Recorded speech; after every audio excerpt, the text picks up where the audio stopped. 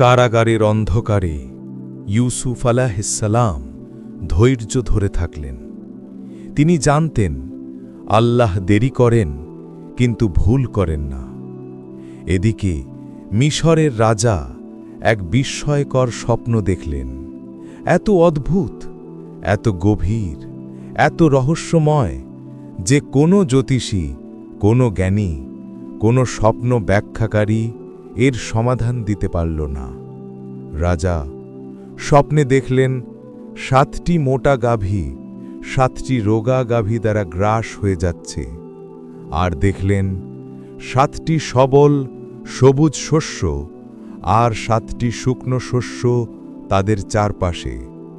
আল্লাহ বলেন, ওয়াকাল আল মালিকু ইন্নী আরা সাবআ বাকারাতিম সিমানিন। অর্থ, রাজা বললেন, আমি দেখছি 7টি মোটা গাভী। সূরা ইউসুফ আয়াত 43। রাজা বিস্মিত, রাজ্যের উপদেষ্টারা হতবুদ্ধি। কেউই এই স্বপ্নের অর্থ বোঝাতে পারল না। তখন কারাগার থেকে মুক্তি পাওয়া সেই যুবক অবশেষে মনে করল, কারাগারে একজন ছিলেন যিনি স্বপ্নের ব্যাখ্যা অদ্ভুত নিখুঁতভাবে দিয়েছিলেন। সে বলল, আমি এমন একজনকে জানি যিনি এই স্বপ্নের ব্যাখ্যা দিতে পারবেন। রাজা সঙ্গে সঙ্গে আদেশ দিলেন, তাকে নিয়ে আসো। দূত কারাগারে এসে ইউসুফ আলাইহিসসালামকে বলল, রাজা আপনাকে ডেকেছেন, আপনাকে কারাগার থেকে মুক্তি চান। কিন্তু ইউসুফ আলাইহিসসালাম এখানে এক আশ্চর্য আচরণ করলেন।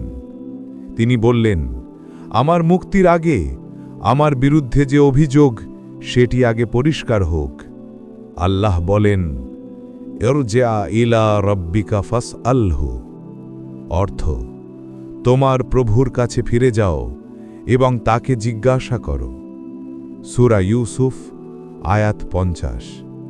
কেন? কারণ তিনি নবী ছিলেন, পবিত্র ছিলেন, মিথ্যার দাগ নিয়ে বাইরে যেতে চাননি। রাজা আলোচনা শুরু করলেন সেই নারীদের সাথে যারা ইউসুফ আলাইহিসসালামকে অভিযুক্ত করেছিল। তারা বলল, ইউসুফ আমাদের সামনে কোনো ভুল করেননি। রাজা বললেন, আল আন হাসহাসাল হাক্কু। অর্থ, এখন সত্য পুরোপুরি প্রকাশিত। সূরা ইউসুফ আয়াত 51। এইভাবেই ইউসুফ আলাইহিসসালামের মর্যাদা রাজ্যের চোখে আকাশ ছুঁয়ে ফেলল। এরপরই রাজা তাকে সামনে আনলেন। তিনি বললেন, আপনার জ্ঞান, আপনার চরিত্র, আপনার সততা সবই অসাধারণ। ইউসুফ আলাইহিসসালাম রাজাকে স্বপ্নের ব্যাখ্যা দিলেন। এটি ছিল পরম দয়া ও ফেরেশতাদের দ্বারা প্রেরিত জ্ঞান। তিনি বললেন, আগামী 7 বছর হবে সমৃদ্ধি, ফসল হবে প্রচুর, অর্থনীতি শক্তিশালী হবে। কিন্তু তার পরের 7 বছর হবে ভয়ঙ্কর দুর্ভিক্ষ। মানুষ খাদ্যের জন্য কাঁদবে, জমি শুকিয়ে যাবে, ধনীরা দরিদ্র হয়ে যাবে। আল্লাহ বলেন, সুম্মা ইয়াতি মিন বাদি যালিকা সাবউ শিদাদুন। অর্থ, তারপর আসবে 7টি কঠিন বছর। সূরা ইউসুফ আয়াত 48। সবাই বিস্মিত। এমন স্পষ্ট, এমন যুক্তিসঙ্গত, এমন গভীর ব্যাখ্যা রাজ্যে কখনো কেউ দেয়নি। ইউসুফ আলাইহিসসালাম বললেন, আপনার উচিত 7 বছরের ফসল সংরক্ষণ করে রাখা, কেননা যখন কঠিন সময় আসবে এ সংরক্ষণই সকলকে রক্ষা করবে।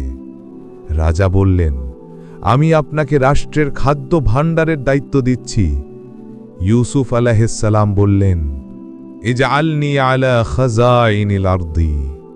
অর্থ, আমাকে দেশের ভাণ্ডার সমূহের উপর নিয়োগ করুন। সূরা ইউসুফ আয়াত 55। এভাবেই এক কারাবন্দী হয়ে গেলেন, এক সাম্রাজ্যের অর্থনীতি ও খাদ্য ব্যবস্থাপনার প্রধান। এমন সম্মান, এমন মর্যাদা কখনো কেউ এক মুহূর্তে পায় না। এটি ছিল ধৈর্যের উপহার, তাওয়াক্কুলের ফল আল্লাহের পরিকল্পনার শ্রেষ্ঠ উদাহরণ।